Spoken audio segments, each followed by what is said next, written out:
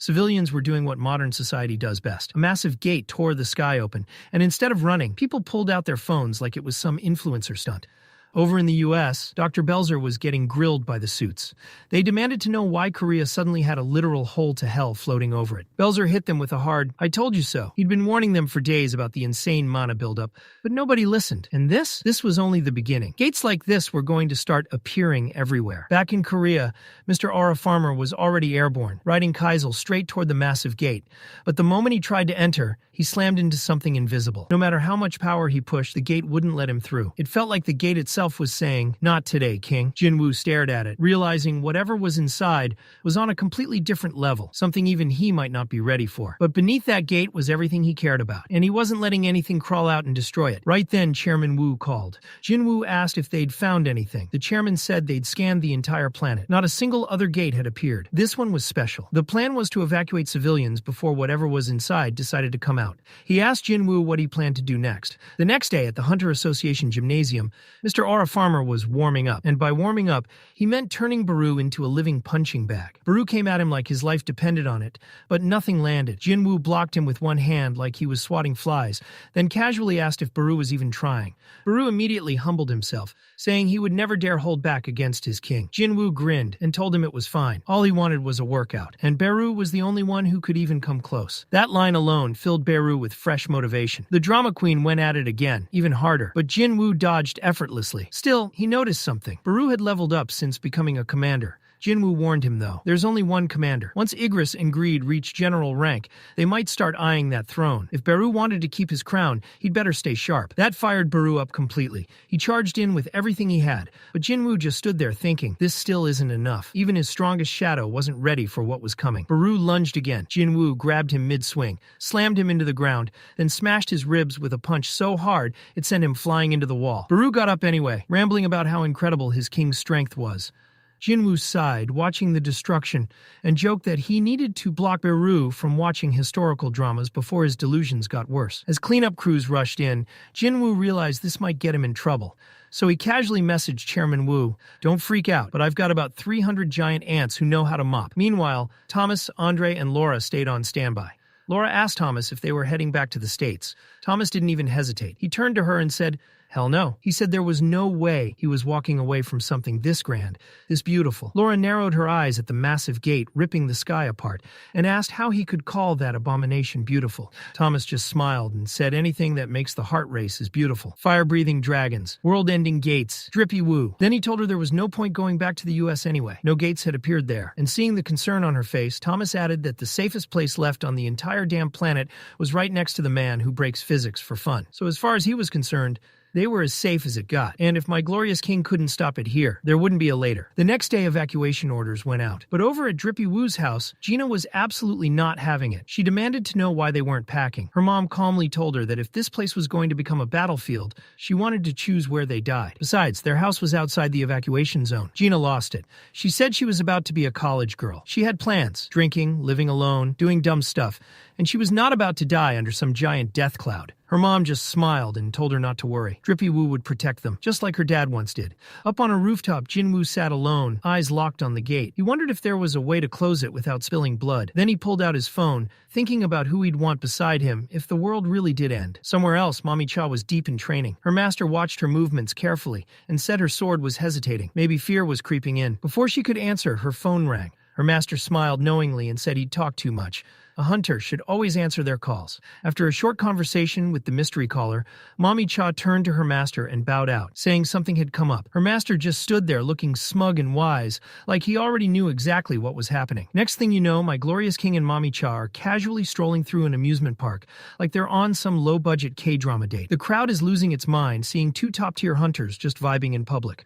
Drippy Woo glanced around and said there were more people than he expected, which is hilarious, considering the country was probably half on fire again. Cha asked if he liked places like this. He said not really, but he'd always wanted to check one out. When she asked why he brought her here, he dropped the friend card with zero warning. Told her she was the only friend he had. Her soul visibly left her body. He casually brought up the double dungeon, reminding her how she'd called them friends in front of that busted IKEA skeleton architect. She looked completely shook and asked if he actually heard that. He smirked like a menace and said his ears work better than his emotions. Mommy Cha started thinking about how it'd already been 2 years since she became a hunter. and how this was the first time in forever she felt like a person instead of a walking nuke. She looked at my glorious king and caught that familiar presence, an energy no one else in the world had. Then he asked if she wanted to try everything in the park. She smiled and said yes. They tried, and the rides were straight trash. Nothing scared them. Even the fake monsters were more terrified than the guests. Eventually, they sat down to eat. Jinwoo asked if she was having fun. She said yes, but he immediately called her out, asking why she hadn't screamed even once.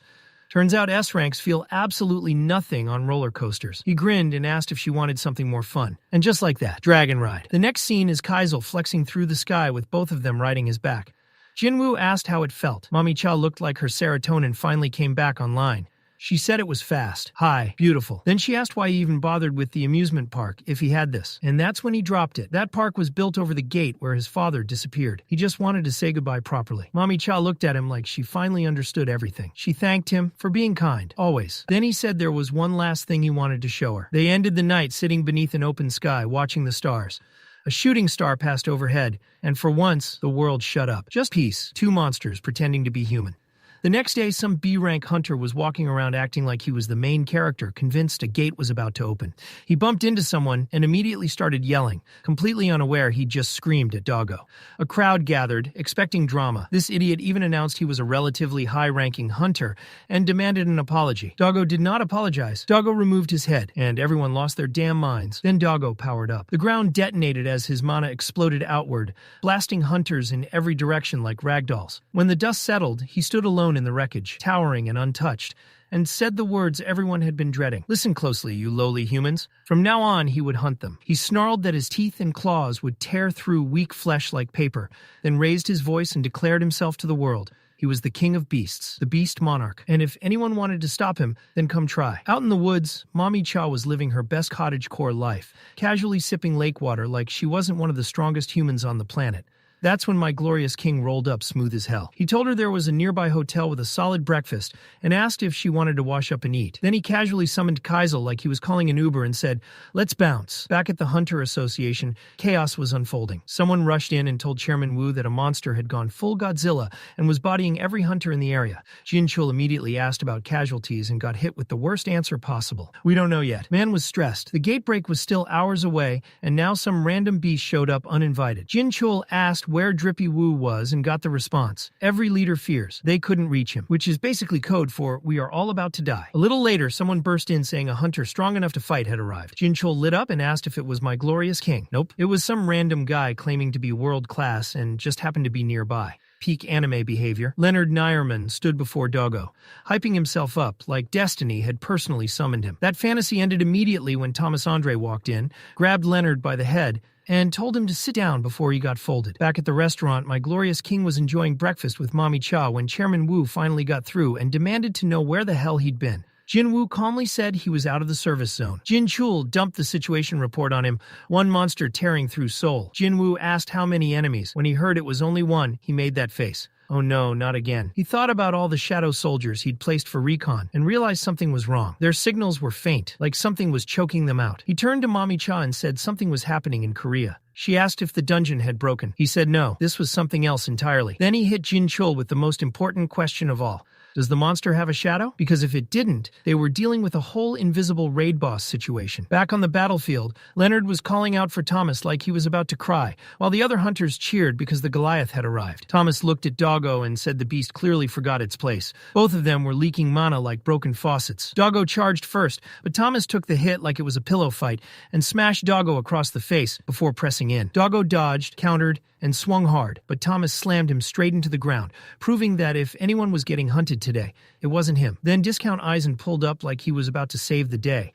and immediately realized he couldn't do anything. He just stood there asking for a situation report. Someone told him civilians were still running, and both the Fiend Guild and White Tiger Guild had already been deployed. Eisen felt the mana in the air and instantly knew something was off. Jinwoo had handled worse during the Jeju Island disaster, but this felt different. Nasty. He started wondering what kind of freak Thomas was fighting if that felt like a warm-up. Back in the brawl, Doggo went flying through the sky like a chew toy on fast forward and crashed into a building.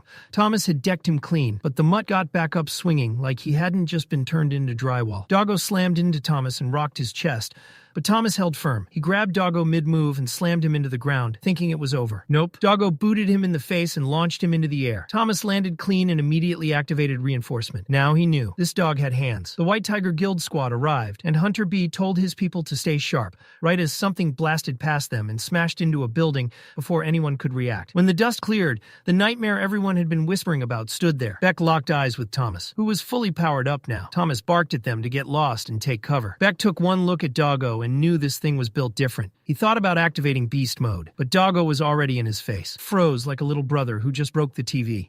Every primal instinct screamed one thing: do not get noticed. Doggo walked past him, and Beck couldn't even lift his head. Doggo started levitating cars like he was doing magic tricks and hurled them at Thomas until he felt something strange. Thomas had grabbed him. With raw force, Thomas dragged him in. When Doggo got close, Thomas flipped him and smashed him into the pavement, then started swinging. But Doggo caught his fist mid-punch like it was nothing. Thomas felt it then. That deep gut-level fear, the kind that tells you exactly how this fight ends. Doggo stood up, called him a puppet of a fragment, and asked if he was scared, before unleashing a brutal beatdown, while every hunter nearby stood frozen, useless, and terrified. Then mid-fight, Doggo suddenly stopped. He looked down, like he'd just noticed something crawling on his shoe. Doggo reached straight into Thomas's shadow and yanked out one of Mr. Aura Farmer's ant boys like he was pulling loose change from a pocket. He crushed it in his hand like it owed him money. Then he turned back to Thomas with maximum disrespect, grabbed him by the neck, and asked if they should keep going. He mocked him for pretending to be strong. But the moment he shattered the armor and realized there was nobody inside, his expression dropped. Thomas had played him. Before Doggo could process it, Thomas appeared behind him, grabbed him tight, and told him to shut the hell up before snapping his neck like bubble wrap. Doggo popped right back up like his spine hadn't just been rearranged and slammed Thomas face first into the ground, casually mentioning that he was feeling hungry again. Before he could take a bite, a massive mana blast sent him flying across the battlefield. He turned to see Leonard finally showing up, late, dramatic, and talking big about how he wouldn't let Doggo do whatever he wanted. Inside, Leonard was already shaking. Thomas yelled at him to run before he got folded too, but Leonard went full noble idiot, saying he knew he might die, but he'd still make the same choice. That resolve lasted exactly 3 seconds. Doggo stepped forward, and Leonard immediately realized he had made the worst decision of his life. Just as Leonard was about to become one with the pavement, something slammed into Doggo from behind. It was Kaisel. Before Doggo could regain his balance, my glorious king dropped in from the sky and kicked him straight into the dirt. Jinwoo told Leonard to grab Thomas and get out. Now, Doggo dragged himself from the rubble, whispering that he could smell the Shadow Monarch. Jinwoo met his gaze, clocked the killing intent, and stayed calm. But that calm didn't last long. Behind him, Bug Lady pulled up, clearly starving for monarch meat, saying she'd always wondered what one of them tasted like. And that wasn't even the worst part. Creepy Grandpa arrived too. Now Jinwoo was surrounded. The mana in the air grew so dense it felt like the sky itself was holding its breath. Jinwoo summoned his entire shadow army for war. But Creepy Grandpa shut that down instantly, freezing every single one of them with a single breath. He told Jinwoo his soldiers were locked in place and couldn't do a damn thing. Bug Lady chimed in, salty as hell, complaining about how Jinwoo should have left her kids alone. She looked over the Shadow Army, called it pathetic, and said trying to stop them with this level of force was straight up disrespectful. Creepy Grandpa stared at Jinwoo like he was explaining something obvious to an intern. Ashbourne might have been the strongest, sure, but that didn't mean the rest of the monarchs were weak-side characters. That speech lasted right up until Jinwoo shattered the ice like it was tissue paper and stared all of them down without a shred of fear. Creepy Grandpa's smug expression evaporated instantly. The mask dropped. His face twisted like his entire plan just got nuked. Jinwoo didn't waste words. He pointed straight at the frozen fossil and made a promise with zero hesitation. He didn't care what happened next. He was killing at least that one. Creepy Grandpa responded by summoning his frosty Minecraft mobs, ready to throw hands. Bug Lady went back on her necromancer arc, raising dead hunters like this was a low-budget zombie apocalypse. They rushed Jinwoo all at once, but he moved through it all at terrifying speed, slipping past every attack and launching himself straight at Creepy Grandpa. Before the hit could land, Doggo intercepted him mid-air. The two started brawling, and Doggo had the audacity to roast Jinwoo's weapon, asking if he really thought some basic metal stick could hurt a monarch. The answer came instantly. Jinwoo chopped Doggo's hand clean off mid-sentence and told him that if it were normal metal, maybe not. But this wasn't that. Before he could finish the job, Bug Lady dragged Doggo out of the way. While they stalled, Doggo casually reattached his hand like it was a Lego piece. Now Jinwoo was officially surrounded. Minions everywhere. 3 monarchs watching him like like dinner. Then the ice cracked. Beru burst out in full demon mode and charged straight at Bug Lady, screaming about how she dared lay a hand on his king. Creepy Grandpa and Doggo froze for real this time. Seeing a commander-class shadow under the control of a human shook them to their core. Bug Lady tried to play it cool, talking about how misbehaving children need discipline. But Beru sliced through her abilities like they didn't even exist. He dropped to one knee before Jinwoo, praising him with absolute loyalty. Even against higher beings, his lord never lost his shine. The minions rushed in next, but Beru and Jinwoo cleared them like they were sweeping trash. Just when things stabilized, Bug Lady landed a sneak attack. She wrecked Beru and sent Jinwoo flying through a building like he was made of paper. He slammed into the ground, barely standing in time to block Creepy Grandpa's ice spam. Grandpa started talking trash, asking how much longer he thought he could last against a double team. Jinwoo was done playing. He ran Creepy Grandpa straight through the heart and told him the one thing that never changes. "You're not walking out of here alive." Creepy Grandpa ripped the weapon out of his own chest and started screaming like someone had stolen his dentures, going full drama mode about how no human should dare talk back to a monarch. Mr. Aura Farmer watched the guy get stabbed clean through the heart, shrugged like, "Guess that doesn't work," and launched another attack anyway. But before the blow could land, Creepy Grandpa pulled a dirty trick. Space twisted for half a second, and suddenly Doggo was behind Jinwoo. The slash came fast. Steel tore across Jinwoo's back, and the moment his blood hit the ground, Beru completely lost it. He was about to erupt when a presence warped in behind him.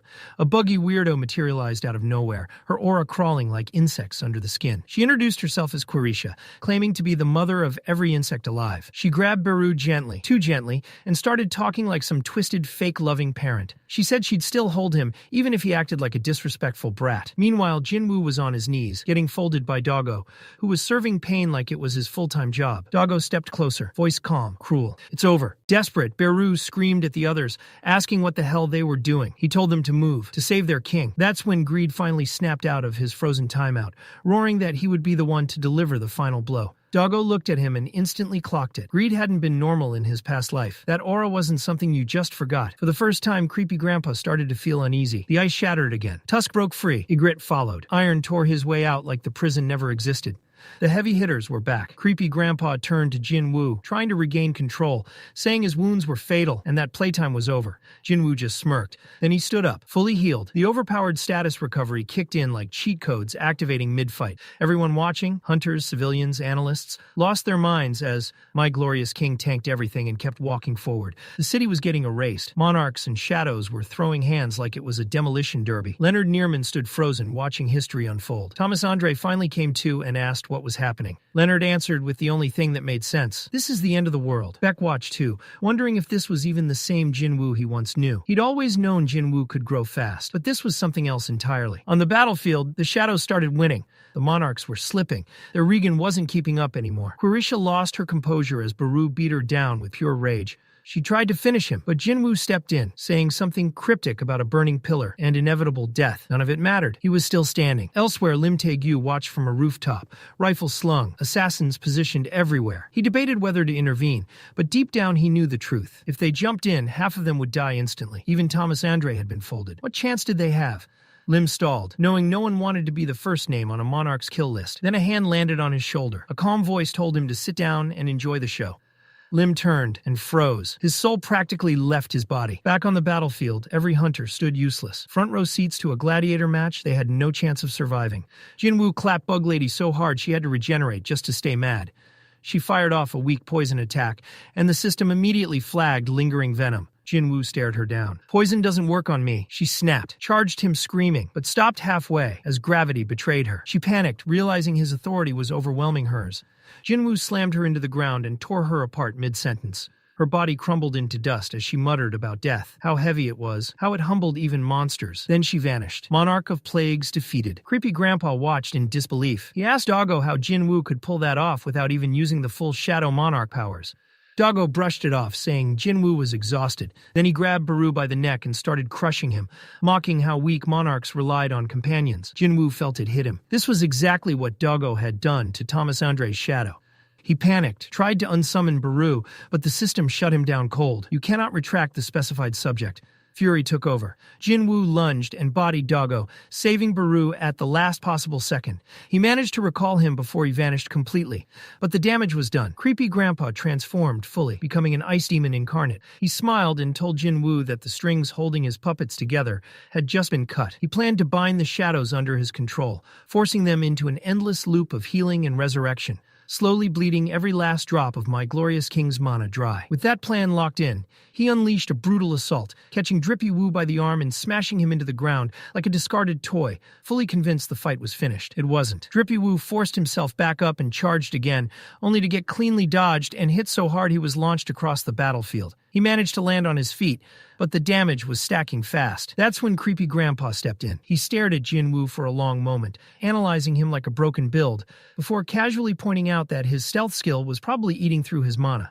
Then, without wasting another second, he jumped in himself, aiming to end things quickly. Blow after blow was exchanged. Jinwoo was reading every movement, every shift in posture, but even then, he couldn't help wishing he was just a bit faster. Creepy Grandpa unleashed another wave of ice magic, but by the time it landed, my glorious king was already behind him, blade raised and ready. That's when he noticed the smile. A bad feeling hit instantly. Everyone watching stood frozen, like they were stuck in a horror movie with no pause button. Even Leonard Norman looked like he was about to uninstall life when Doggo, the beast boss himself, Monarch of Fangs, appeared behind Mr. Aura Farmer and drove his claws straight through his chest.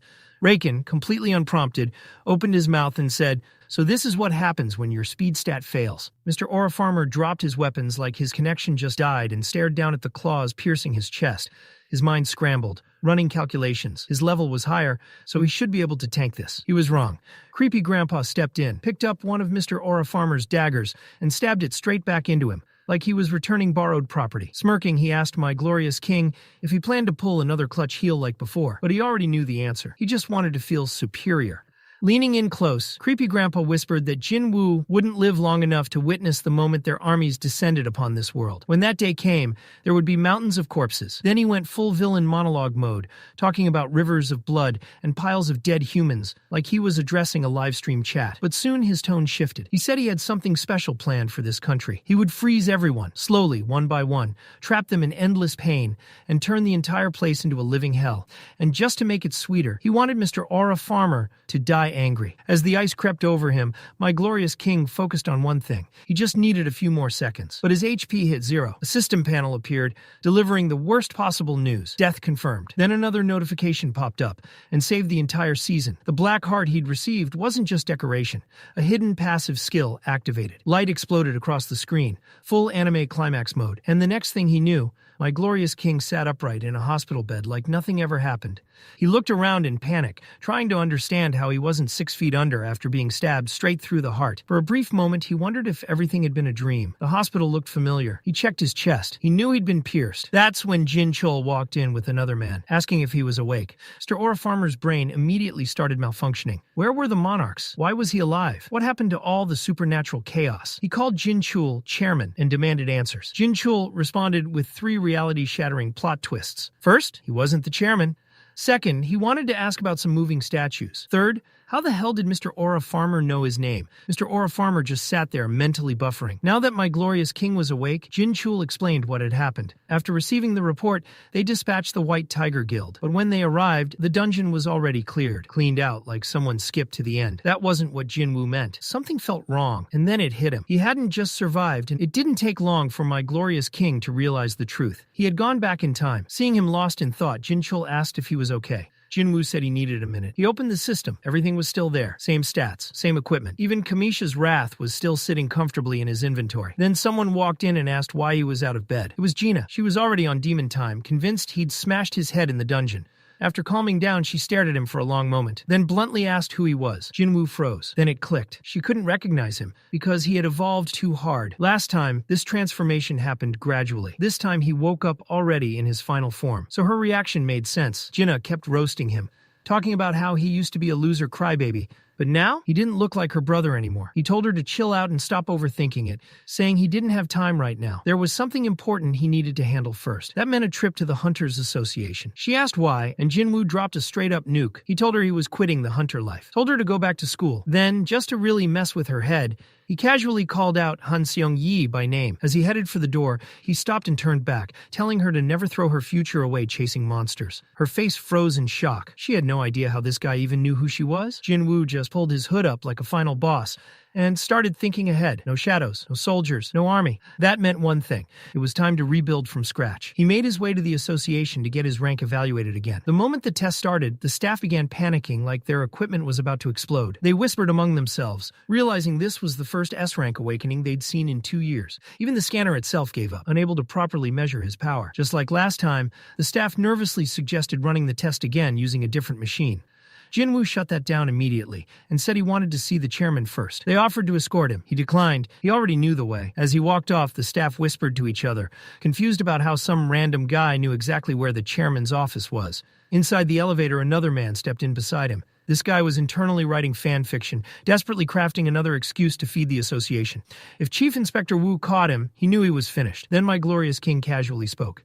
He mentioned the stealth skill the man had never officially reported. The air froze. The man reached for his weapon and demanded to know how he knew that. Jinwoo didn't even blink. He told him that in the future, someone would come begging him for revenge. And while he could do whatever he wanted to criminals, if he ever laid a hand on innocent hunters, he would die, and the one who would kill him was standing right in front of him. Kang Tae-sik nearly short-circuited. When Jinwoo finished, Tae-sik demanded to know who he was.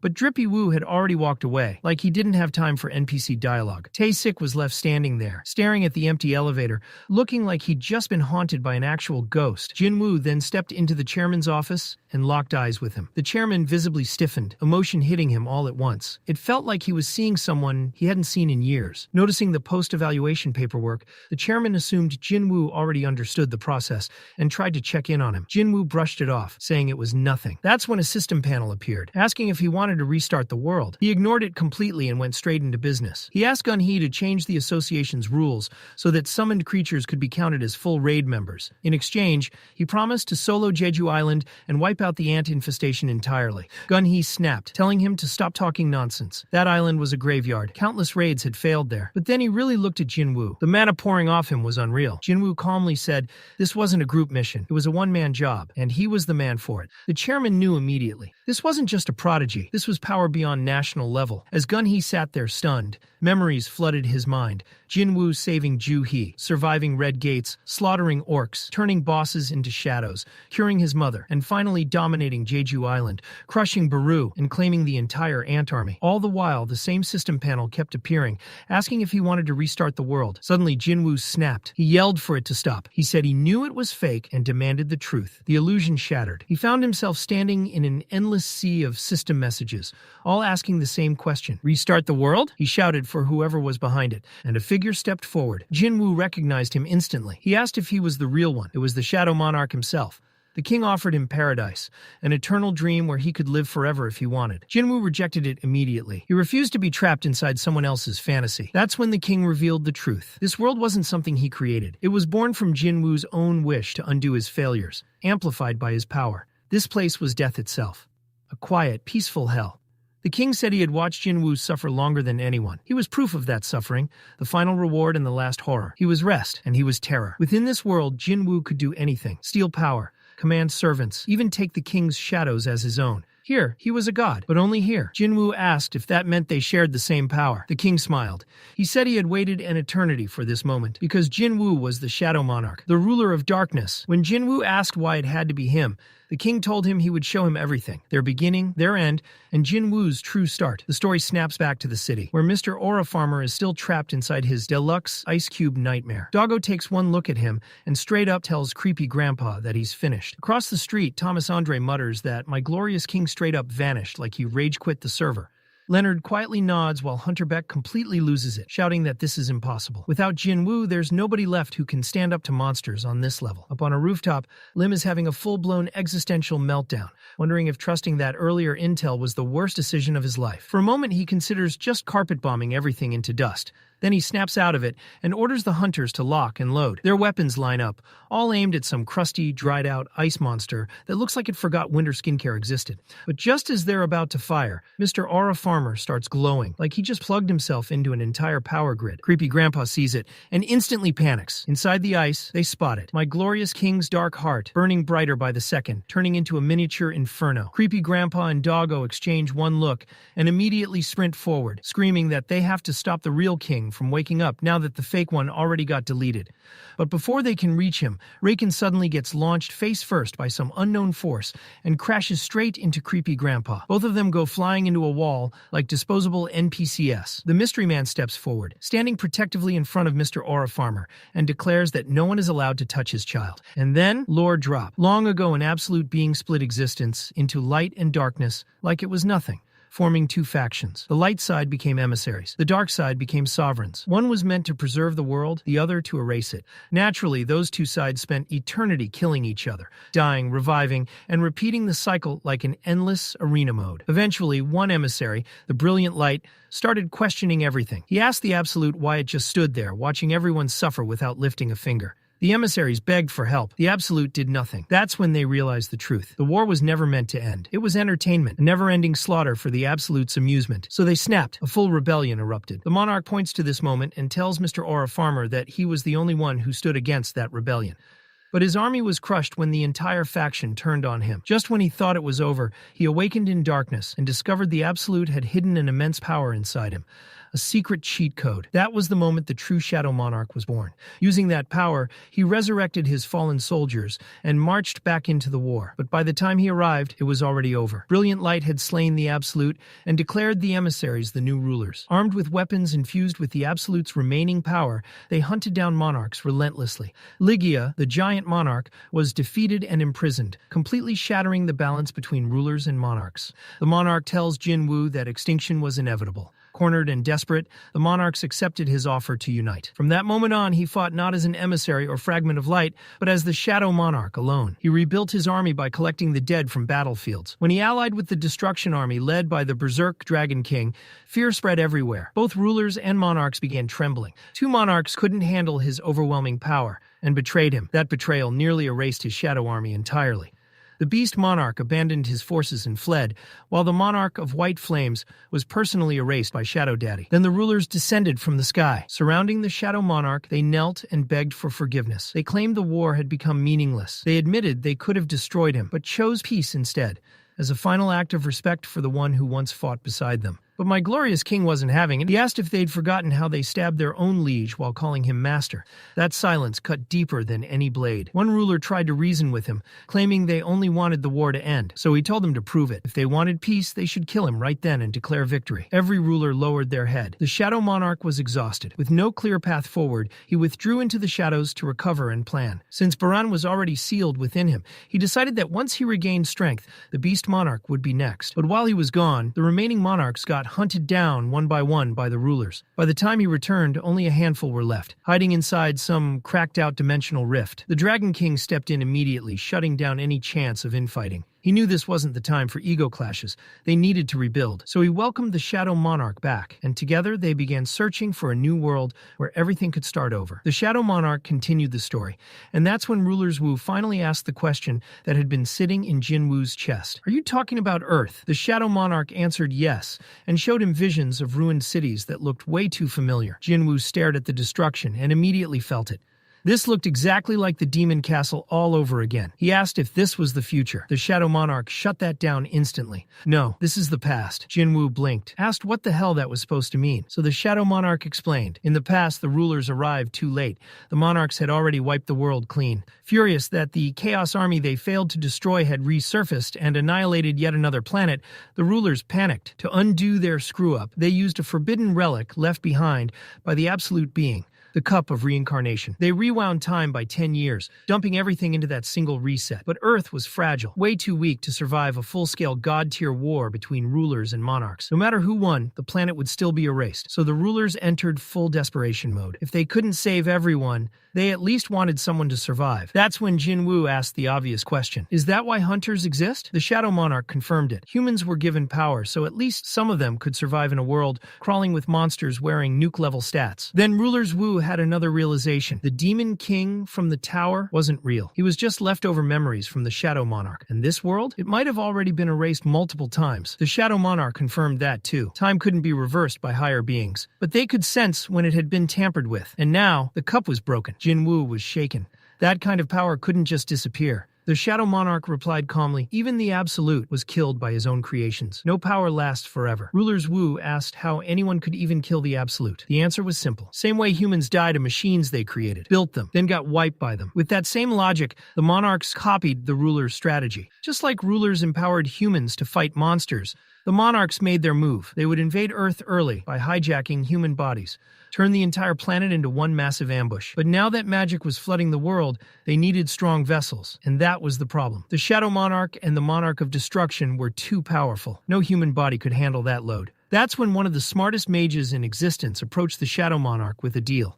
He'd find the perfect vessel. In exchange, he wanted an immortal body. That madman was the architect. But since no living thing could hold death without breaking apart, the architect created a system, something to slowly shape a human into a vessel capable of holding death itself. He needed someone who could sense magic instinctively, smash through buildings without hesitation, endure fatal injuries on repeat, and somehow stay mentally intact, a god in gym clothes. And he found one, a random nobody who didn't just survive the system, but broke it, forced it to adapt, and made it beg for updates. It was you, the Shadow Monarch said, a guy who used to be a walking hospital bill, always one hit away from death, yet somehow still standing. I watched you get back up again and again, breaking rules, spitting in fate's face. So I chose you, not because of destiny, not prophecy, but because I enjoyed watching you destroy everything. I am your proof, your receipt, your trophy. Jinwoo stared him down and asked the hard question. So even after all that, I still wasn't enough to hold all that death? The Shadow Monarch admitted the truth. The system was designed like a game to keep him engaged. Dopamine hits, levels, rewards, all to slowly reshape his body while keeping him distracted.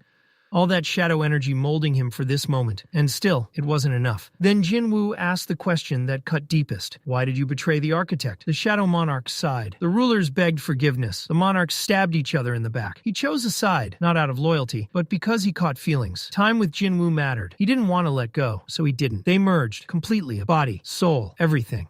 Now he gave Jinwoo the choice. Stay here forever in this silent world of death, or return to reality and face what's waiting. My glorious king didn't hesitate. He asked one last thing, why the Shadow Monarch left to another world if he had already given up on the war. The answer hit like a gut punch, because there was nowhere left for him. No home, no purpose. Just empty space, and a fading will to exist. Jinwoo nods once. Then I'll choose the same. This isn't my place. Not yet. The Shadow Monarch hears him and smiles, quiet, proud, like an emo dad watching his kid finally get it. He turns and starts walking away. Jinwoo asks if this is goodbye. The Shadow Monarch answers calmly. He will return to rest. Jinwoo, as the new Shadow Monarch, will live an imperishable life. Then he drops the truth, blunt and cold. The chances of them ever meeting again are basically zero. His death finalized his power. He's about to explain more, like a tutorial pop-up, but Jinwoo cuts him off with a quiet, steady, I know. The Shadow Monarch grins. Of course he knows. They're the same person. Outside that death realm, creepy Grandpa and Doggo arrive just in time to watch my glorious king return from the void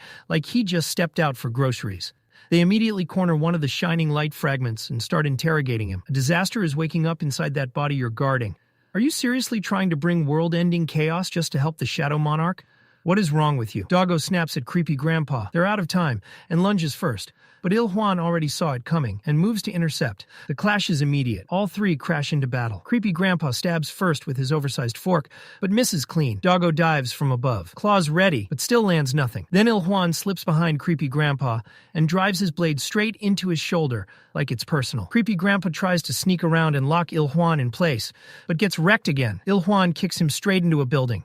Doggo lunges for the kill, jaws wide. Instead, he ends up with a hole punched clean through his skull. Before he can even scream again, Il-hwan caves his ribs in and sends him flying. Doggo crashes, yanks the weapon out of his head, and roars, but his body won't respond right. Then he turns and sees Ruler's Wu. That's when fear hits. The mana is screaming. This isn't the weak version from before. This is the real Monarch. Creepy Grandpa recovers and snarls that cheap tricks won't work anymore. He orders Doggo to attack again. Doggo steps back. He says he's done. Creepy Grandpa stares at him like his brain just froze solid. After everything, he's quitting? Doggo tells him to listen to the mana. It's crying. The real Shadow Monarch is coming. He opens a portal and leaves. Creepy Grandpa shouts about broken promises, but Doggo shuts him down. That deal died with the human shell. Whatever's coming now, I want no part of it. Creepy Grandpa calls him a coward. Doggo shrugs. He wouldn't understand. He's never faced the real one. Then Doggo disappears. Left alone, Creepy Grandpa snarls. Fine. Then die cold. He slams his trident into the ground and summons a blizzard straight out of hell.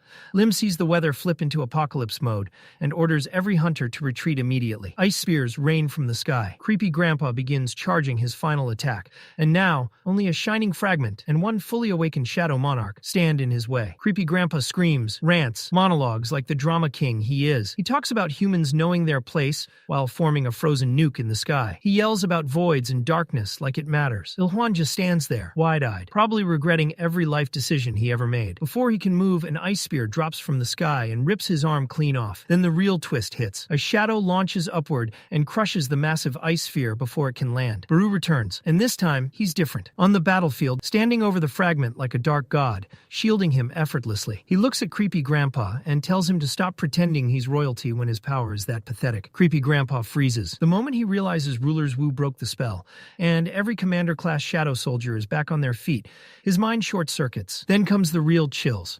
Mr. Aura Farmer steps forward, glowing with menace, and asks if the Beast Monarch already ran away. Creepy Grandpa looks like he's about to evaporate. Ruler's Wu follows up with one line. Who gave you permission to leave? At that point, the old man knows. He's done. A dome of darkness begins expanding around my glorious king. It doesn't stop. It swallows blocks, districts, a massive portion of the city. It keeps growing until it's visible from space. Half the earth sinks into shadow. And at the center of it all, Ruler's Wu whispers, "Found you." Creepy Grandpa convinces himself this is his chance. He gathers everything he has, throws his trident, and prays. Ruler's Wu catches it with one hand, crushes it into scrap. Creepy Grandpa just stands there, hollow. But Ruler's Wu doesn't even attack. "Stay there," he says. "I'll deal with you after I clean up the beast." Deep in a forest, Doggo stumbles out of a portal, panicked. Of course he is.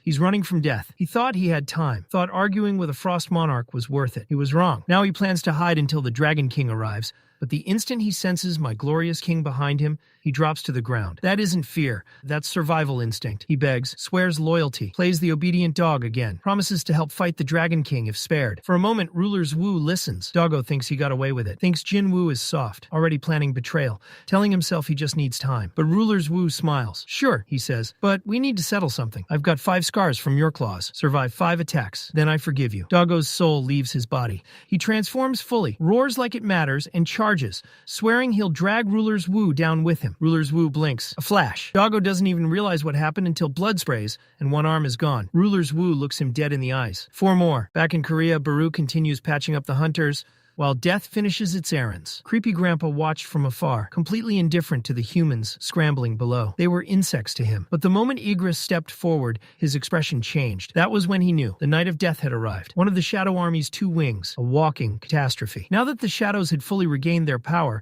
Creepy Grandpa immediately understood the problem. As long as Jinwoo had mana, those soldiers would keep coming back, over and over. No exhaustion, no fear. And Creepy Grandpa was already running on fumes after pulling off that flashy transformation earlier. He dropped down to the battlefield and tried to posture, forcing confidence into his voice as he warned Igris not to get any ideas. "Do you really think you can stop me?" Igris didn't answer. Instead, he planted his sword into the ground. And from the shadows behind him, the real nightmare emerged. Jinwoo stepped out like he'd been waiting for someone brave or stupid enough to challenge him. He casually tossed 2 blood-soaked fangs onto the ground. Trash. That was all that remained of Doggo. Creepy Grandpa froze. It looked like his soul had been slapped clean out of his body. The Beast Monarch had been erased in minutes. Jinwoo didn't raise his voice. Didn't need to. The Plague Monarch is gone. The Beast Monarch is gone. And now, it's your turn. Creepy Grandpa tried to activate his ice, forcing mana through a body that was already failing him. But before he could even move, 2 daggers flashed. One pierced his chest. The other tore through his shoulder. He tried to retaliate, burning the last scraps of mana he had left. It was ugly, desperate, pathetic. Jinwoo grabbed him by the mouth and split him open like it was nothing. He casually mentioned that Doggo died on the 4th strike, then asked how long Creepy Grandpa thought he would last. The answer? Not long. Creepy Grandpa screamed as his body shattered into ice and dust, scattered by the wind. Just like that, every monarch who had stepped onto this battlefield was erased. Jinwoo turned to Beru. "Where did the man who protected me go?" Beru answered quietly. "He vanished." The scene shifted, and that man was dragging himself across the ground, his body breaking apart into particles of light. His hand crumbled mid-crawl. The price of borrowing power meant for something far beyond human, and he accepted it. "This is how it's supposed to end," he whispered. Then, a dagger landed beside him. A familiar voice followed. "You really thought I wouldn't notice you leaving like that?" Jinwoo approached slowly, asked why he disappeared without saying a word. Then quietly, "Father." The world shifted to the past. Sun Il-hwan was trapped inside that cursed dungeon. After killing the boss, he was supposed to have an hour to escape, but something went wrong. The rulers appeared before him and gave him a choice: rot in the void forever, or take their power and fight the monarchs. He accepted. He became their pawn, sent back to Earth to hunt the monsters they feared, including the Shadow Monarch who had yet to be born. Despite all that power, despite everything he sacrificed, he failed. And now, he stood face to face with the one he was meant to kill, his son. The rulers, those crusty lightstick cosplayers, knew exactly what was sealed inside Jinwoo, and yet they did nothing. After centuries of trying to prevent the Shadow Monarch's awakening, they suddenly changed their tune. The brightest among them issued Il-hwan a new command: protect the Shadow Monarch. Because now they finally understood the truth. Only the Shadow Army could stop the Dragon Monarch, and that monster was coming, long before the rulers could get off their holy asses. It was the biggest gamble in history, betting the entire planet on one man who could just as easily destroy it. No one knew if Jinwoo would protect humanity or wipe it out. But now they had their answer. That's why Il-hwan stood in front of his son, why he chose protection over execution. When he finally admitted it, he looked shattered. He never wanted his son to see him like this. And for the first time, Jinwoo cried. The same man who had been bodying monarchs like it was warm-up cardio broke down because his father finally spoke. Il-hwan asked softly, "Did you hate me?" Jinwoo answered honestly, "Sometimes." Then he apologized. Every time he stood on the brink of death in a dungeon, every time he fought just to survive and see his mother again, he thought of his father. He hated him, but he missed him too. Grief tangled with love. "So, did you miss us?" he asked. Il-hwan smiled weakly. "Every day. You couldn't see me," he said, "but watching you grow, that's what kept me alive." He hugged Jinwoo, told him he turned out well, and it hit like a truck. Jinwoo's voice cracked. "Was it the rulers? Did they control you, then discard you?" Il-hwan shook his head. "They gave me a choice. I chose this." He chose to protect his son, even if it cost him everything. No regrets. All he wanted now was a little more time, just a moment longer, to stand beside him. "I'm sorry," he said. "I wasn't a good father." Then he began to fade, dust carried away by the air as his son screamed in agony. The camera pulled back as Jinwoo collapsed in the middle of the ruined battlefield.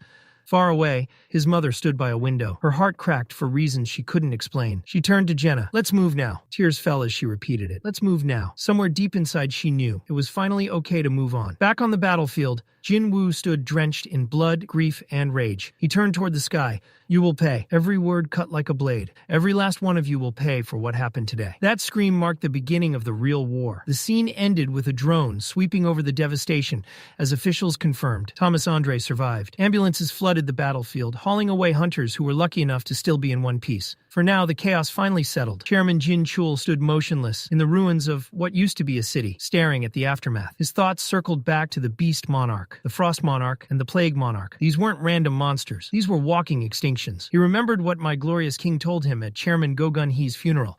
"I'll take care of them myself." The memory hit harder than any punch. Tears slipped down Jin-Chul's face as he looked across the shattered battlefield. He had truly believed the Frost Monarch was the one responsible back then. He whispered a quiet thank you to Jinwoo for avenging their fallen chairman. And just a few days later, the world was already on the edge of hell again. Hunters from every corner of the globe gathered beneath the massive gate, still hanging in the sky like a loaded gun aimed at Earth. Even China's top hunter, Liu, stood there, staring upward, clearly shaken. "That thing's enormous," he muttered. He didn't sugarcoat it. Even if every hunter on the planet fought together, victory wasn't guaranteed. Thomas Andre, barely recovered but still loud as ever, hyped everyone up. "It's starting." Chairman Jin-Chul scanned the endless crowd of hunters. This was the first time humanity stood united like this, and he couldn't stop wondering how many of them wouldn't make it back. At the center of all that pressure stood Jinwoo, eyes locked on the gate, waiting for it to break. Cha Hai-in approached him, sensing the tension rolling off his body. "I've never seen you like this," she said quietly. The air froze. Then the gate began to crack. Hunters raised their weapons, muscles tensed, hearts pounded. The war was supposed to start, but Jinwoo's eyes widened. What emerged wasn't monsters. It was shadows. Shadow soldiers poured out one after another, lining up like rush-hour traffic from hell. Hunters nearly attacked out of reflex, until a voice told them to stop. Everyone froze. Confusion spread like wildfire. Chairman Jinchul turned sharply to Mr. Aura Farmer. "What the hell are you doing?" The man didn't even flinch. "It's fine." Then the sky itself split open. Shadows rained down from above, an endless army descending like a storm. They marched past the hunters without a glance and stopped directly in front of my glorious king. Then, a massive shadow dropped to one knee. The impact shook the battlefield. This absolute unit introduced himself as Grand Marshal Bellion. One by one, dragons and shadow soldiers knelt, as if death itself was holding a worship service. Bellion addressed Jinwoo as his liege, and every shadow followed suit. The hunters in the back looked like NPCs watching a boss cutscene they weren't supposed to see. Thomas Andre leaned toward Leonard. "Bro, are you seeing this? Even one of those dragons could flatten New York." There were three just standing there. While panic spread through the ranks, Jinwoo stood calm. He already knew this was the real army. Ashbourne's final gift, power that was finally his. And just like that, he understood. The warm-up was over. Now the war truly began. Days later, inside a freezing conference room, Chairman Jin Chul and several exhausted officials were getting grilled by the international press. Questions flew nonstop. America wanted answers. Where was my glorious king? Jinchul thought about it. Hundreds of thousands of demons came through that gate, and every single one now served one man, a Korean man. No one saw this coming. He looked around the room and acknowledged the panic about Jinwoo disappearing again. But honestly, this wasn't new. The man had a habit of vanishing whenever he pleased. Jinchul had learned to live with it, so he told them straight, "Get used to it." The Hunter Association couldn't comprehend the weight Jinwoo carried, then no one else stood a chance either. Meanwhile, in a wasteland that looked like it lost a fistfight with a nuke, Mr. Aura Farmer stood atop Tusk's massive hand, surveying the land like a final boss. Below him, the Shadow Army prepared for battle, against itself. Bellion was stunned. I never imagined training soldiers by splitting the army in half and making them fight. Jinwoo shrugged. No one can die anyway. Then Beru stepped forward. He dropped to one knee and announced his challenge for the Grand Marshal title. The moment he said it, Jinwoo grinned. Permission granted. The army gathered like it was fight night. Beru screeched like a demon born angry while Bellion casually drew a sword bigger than buildings. Jinwoo observed quietly. Bellion fought like Igris, but with raw power that could lift mountains. Jinwoo thought Beru might have a chance if Bellion relied too much on brute force. That hope died instantly. Bellion's blade transformed into a whip, spinning violently. He struck from every direction, locking Beru in the air like a toy. Jinwoo was impressed, also slightly concerned. Bellion's reflexes were insane. Every swing shattered the ground beneath them. Still, Jinwoo didn't count Beru out. Bugs were stubborn. You crush them, and they crawl back, swinging. The scene shifted to China. Beijing airport was chaos as reporters swarmed Liu Jiang and his team returning from Korea. The media painted them as heroes. One journalist, way too confident, asked why Liu even bothered helping Korea. Liu looked ready to slap someone with a passport. "Anyone asking that has an empty head," he snapped. "Korea sits right below China. If my glorious king couldn't stop that disaster, then no one on Earth could." So yeah, Liu Jiang showed up because, unlike the clowns whining from the sidelines, the man actually had a functioning brain. By that point, he was completely done entertaining their nonsense. He made it clear, if anyone had a problem with how he handled things, they were free to go fight the demonic beasts themselves. That confidence lasted exactly until they reached the city, because hanging above China was a gate so massive it looked like the sky had cracked open. Liu stared up at it, disbelief creeping into his voice. Far away from Earth, the monarch of transfiguration, Yogamund, was busy snitching to Dragon Daddy about how the Shadow Monarch had already erased 3 monarchs like it was light work. Dragon Daddy didn't even react. He calmly told Yogamund to stay out of it. "I'll handle the Shadow Monarch myself." A massive dragon claw slid into view, and the skies filled with dragons. Endless, suffocating, apocalyptic. The order was simple. Prepare for war. Back on Earth, Beru was face first in the dirt. Bellion had slammed him down and planted his sword beside his head like a tombstone.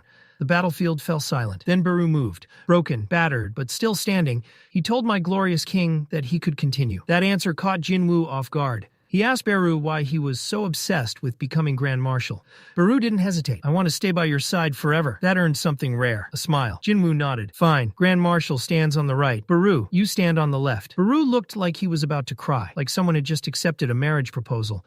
But Jinwoo shut it down instantly. "Don't." Igris stepped forward, clearly ready to challenge as well, but Jinwoo stopped him. Fall back! You'll stand behind me. Before things could settle, the dragons in Tusk decided to flex. The dragons combined their power and launched a massive inferno into the sky, like a synchronized tantrum. Tusk didn't even blink. Using the Orb of Avarice, he fired a single blast that erased the dragon's attack completely and lit up the entire island. The soldiers lost their minds. The dragons? They looked pissed. Mr. Aura Farmer just stood there, thinking this was probably cheating.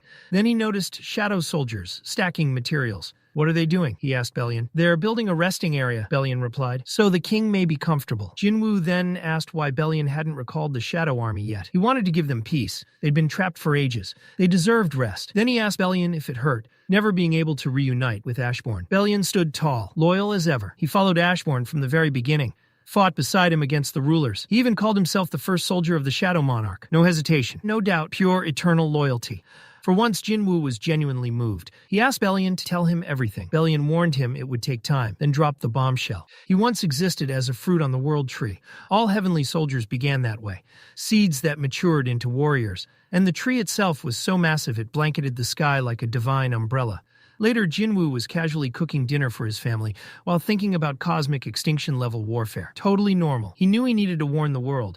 The 8 armies weren't a joke, and the Dragon King was a walking apocalypse. Ashbourne's memories confirmed it, and honestly, it terrified him. Meanwhile, Jinna was losing her mind over the food, telling their mom she never knew her brother could cook like this. Jinwoo smiled, but his thoughts were on fire and ruin. His mother noticed immediately. "You're acting like your father did," she said quietly. Whenever something bad was about to happen, trying to play it cool, Jinwoo brushed it off and walked to the door, despite no one knocking. On the other side stood Yu Myung-han, awkward and serious. He apologized for showing up unannounced and asked to talk. As they walked, Han admitted something. He thought waking from eternal sleep meant he was special, but only 2 people had ever done that, which made him wonder if Jinwoo was involved. When he asked why Jinwoo helped him, the answer was simple. Because you didn't look like someone who'd sell his soul for power. If you were, Jinwoo added, I wouldn't have helped. Han got emotional and offered to repay him.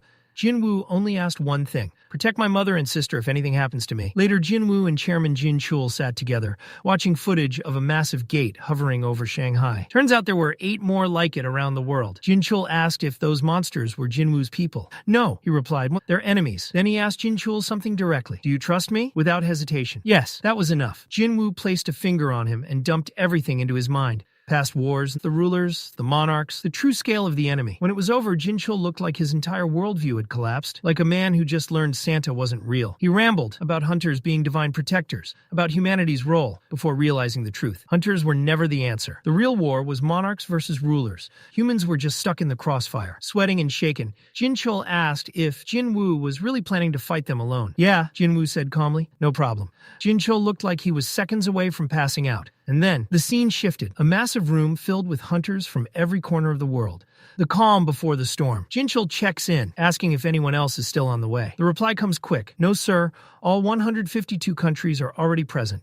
Someone nearby gets curious and asks what Drippy Woo told him yesterday, because the man's been walking around like he saw the Grim Reaper personally. Jinchul remembers that moment perfectly. An army of dragons filling the sky, and one dragon flying behind the rest that radiated such cracked energy, it felt like the planet itself was about to rupture. Trying to stay professional, Jinchul calls Mr. Aura Farmer to ask where he is, but before he can finish the sentence, the man is already standing behind him. Jinchul immediately gives up on life, hangs up the phone, and mutters that asking for locations is officially pointless. He tries to warn Jinwoo that revealing the truth might send the world into full meltdown mode, and that some countries are definitely going to start throwing hands. Jinwoo just nods, yeah, I know, and keeps walking. Meanwhile, David Brennan is sitting in a room full of global political heavyweights, looking like he wants to sink into the floor. He's desperately hoping Drippy Woo will say something comforting. Deep down, he knows that's not happening. When my glorious king finally speaks, there's zero sugarcoating. He straight up tells them they're about to get hit whether they like it or not. Some officials pretend they aren't internally screaming and start questioning him. One of them actually asks if national-level hunters won't be enough. Jinwoo shuts that down instantly. He tells them hundreds of beasts stronger than Kamish are about to show up, and nobody on Earth is ready for that. The room explodes in panic and demands proof. Drippy Woo casually raises his hand like he's stretching. Suddenly, multiple gates tear open behind him. The officials are now fully cooked. From their perspective, this man just summoned apocalypse portals on command. Mr. Aura Farmer calmly raises his hand like he's presenting a PowerPoint and explains that the enemy can open gates anywhere, anytime, just like he did. The only reason the world isn't already drowning in monsters is because they're still organizing their massive army. A twitchy suit next to Brennan completely loses it and accuses Drippy Woo of being one of them. then immediately backpedals like his soul almost left his body. Brennan, choosing sanity, asks the real question. What should humanity do? My glorious king keeps it simple. Stay away from the gates, unless you're trying to die early. Fast forward, ghost towns everywhere. Cities emptied overnight because Jinwoo's Not a TED Talk triggered global panic. He said the apocalypse was coming, and for once humanity listened. Even the pigeons dipped. Back in boss territory, Drippy Woo rides in with Beru and lands before a colossal fortress. He stares at it and asks if this ridiculous structure is really his. Beru bows deeply and says anything smaller would have been disrespectful to a walking nuke. Jinwoo notices a flag flying on the castle and asks who put it there. Bellion immediately drops to his knees like he's being judged by the heavens. Yeah, it was him. Then Jinwoo asks the real question. What happens to the Shadow Army if I die? Bellion answers without hesitation. They die too, and no backups, no successor, no legacy. They fade the moment he falls. Meanwhile, Drippy Woo is debriefing with Igris, and the outlook is trash. Igris doesn't sugarcoat it. They're going to get steamrolled. Beru and Bellion are present when Jinwoo asks for numbers. Bellion drops the hammer. The enemy army could be 10 million strong. Drippy Woo just stares ahead, silently calculating how cooked they really are. Over in Canada, some bargain bin hero named Jay Mills is yapping on live TV, claiming Drippy Woo is exaggerating. The interviewer gently suggests that maybe ignoring the literal strongest man alive isn't the move. Jay brushes it off like his rank means anything in this conversation. Later, Jinchul shows Jinwoo the circus happening in Canada. Jay Mills is still barking about fighting monsters like it's an anime training arc. Woo notes that hunters are already gathering there, ready to rush in. Jinchul asks the only thing that matters. So, what's the plan? Drippy Woo stays silent, like a man about to rewrite warfare itself. He decides it's time to do pest control in China. Fighting 8 monarch armies at once is suicide. If he takes out the nearest threat first, Korea gets time, and his family stays safe. So Jinwoo lands in China, where Liu Jiagang personally greets him. Apparently the officials were too busy making welcome signs. From the airport alone, Jinwoo can already see the gate. It's stupidly massive, like visible from space, massive. Liu takes him to the raid site and flexes China's 100,000 hunter army. Jinwoo looks around and actually thinks, yeah, they might have a shot. Liu brags that these aren't randoms. They're elites handpicked from across the country. Once preparations finish, Liu gives the signal, and my glorious king casually drops his entire shadow army onto the battlefield. Liu stands there in shock and asks if all those monsters belong to him. That's when Beru steps forward and announces that the king's left side is reserved, and anyone trying to take it is getting folded. Jinwoo has to calm his bug boy down and clarify that Liu isn't competition.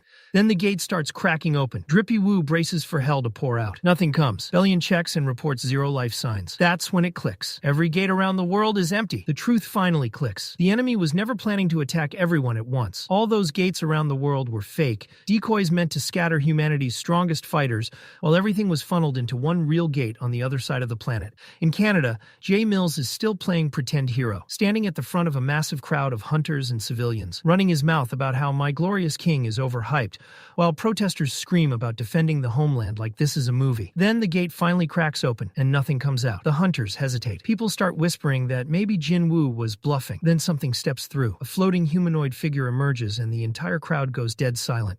At first, they think it's just some guy. They're wrong. From the gate descends Dragon Daddy himself, dropping from the sky like the world is his stage. Jay Mills, completely out of his depth, asks if he's their king, standing there like a lost tourist until another hunter explains that demonic beasts aren't mindless. They have intelligence, ranks, they craft their own gear with runes, and they've been ignoring humans this whole time like background characters. Mills hears all this and gets cocky fast, thinking this must be how my glorious king did it. Just talk a little, and boom, loyalty unlocked. So he throws out a try-hard line and asks what if he's the king. The entity doesn't even look at him and whispers, not here, like Mills doesn't exist. 10 minutes earlier in China, Mr. Aura Farmer is grilling officials asking if anyone has any clue what's happening in Canada, and one guy says he'll try something. Jinwoo contacts Adam White about the massive gate, but Adam sounds like he's at a rave, and Jinwoo instantly realizes he's actually there. Jinchul snaps, asking what the hell he's doing, and Adam says the Bureau didn't want to sit around so they showed up in person. Drippy Woo's expression darkens immediately, because they're being way too casual about this. This enemy isn't just big, it's biblical. Adam says the gate looks empty, just like the others, and everything is quiet. Jinwoo almost relaxes until Adam suddenly says, someone just came out. Jinwoo's whole face changes, and he starts yelling at Adam to run, but before Adam can even blink, every hunter standing at the front line turns to ash in a single second. Jinwoo shouts again, saying there's still time, just run. But Adam is frozen, watching dragons drop from the sky, dozens of them pouring out of the gate as a full fantasy apocalypse unfolds in front of him. Jinwoo makes the call to save him, activating the shadow marker he placed earlier and preparing to teleport him out. But a high orc steps in front of Adam, and then another presence appears and calmly asks where he thinks he's going. Adam finally realizes he's cooked. His voice shakes as he calls out for Jinwoo, and the last thing he sees is a fireball rushing straight at his face. Jinwoo hears the explosion and knows he's already too late. My glorious king stands there silently, knowing this was always the plan. They knew exactly what they were doing. His shadow army grows stronger the longer the fight lasts. So instead of spreading their forces, they dumped everything into one gate far from his position. A full send into Canada to end it fast before he could build another power spike. Even if he moves now, it's already a full-scale war with no prep time left. His stall plan is gone.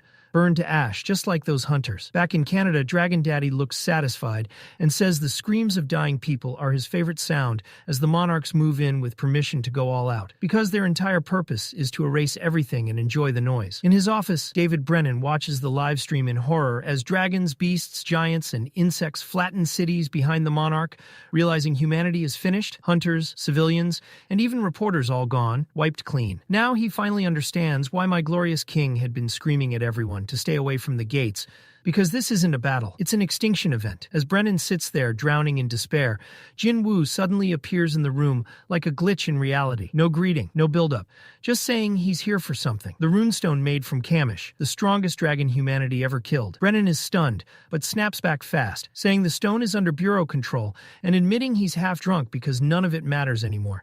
Not the Bureau, not the rules, not authority when the world is about to be erased. He says he can hand it over, but asks the only question left, why he needs it. Drippy Woo answers simply that he needs it to hit back, to launch a real counterattack using Kamish's power, and as they head toward the vault, Brennan asks one last thing. If the rulers sent the beasts, then what exactly are runestones? My glorious king finally explained it. The runestones were never traps. They were gifts from the rulers, a built-in power system meant to keep humanity alive. Whenever a beast died, part of its power was sealed into a stone.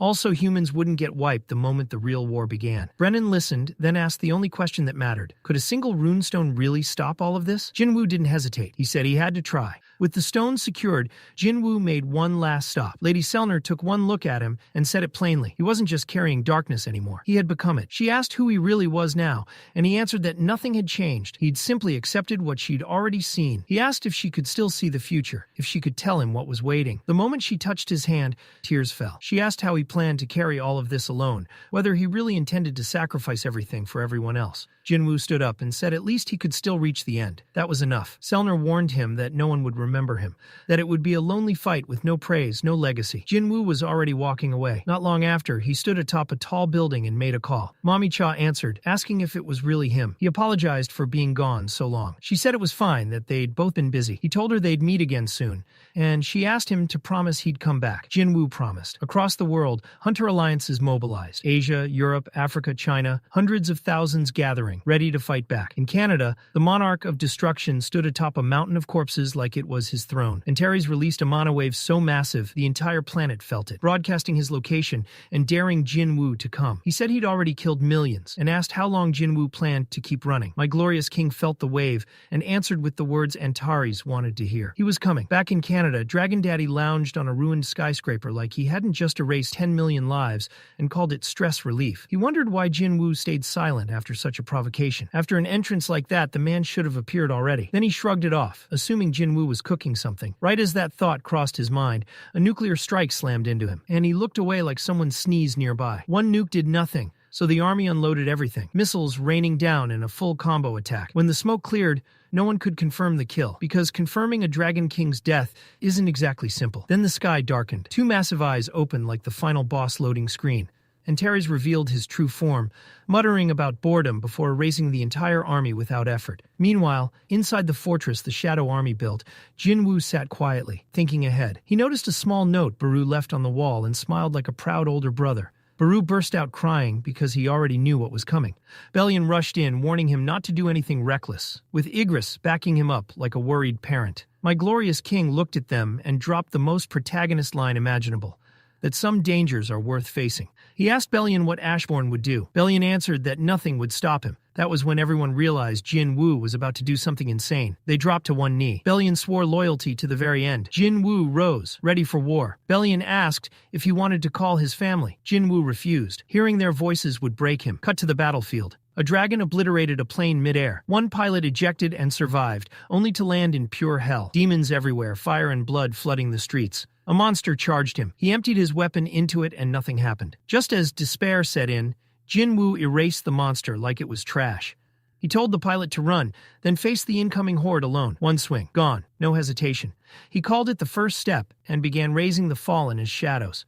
Elsewhere, Dragon Daddy felt it, the familiar aura. The Shadow Monarch had entered the battlefield. He summoned the other monarchs. Yagman said it was time to go all in. Tarnak questioned why the undead army wasn't present. Antares guessed Jin-Woo was spreading his forces, absorbing their numbers slowly, buying time by avoiding direct confrontation. Even he wondered what Jin-Woo was really planning. Back in Korea, Jin-Chul watched the news in silence as reports showed hunters and the entire U.S. military being wiped out, trying to stall the invasion.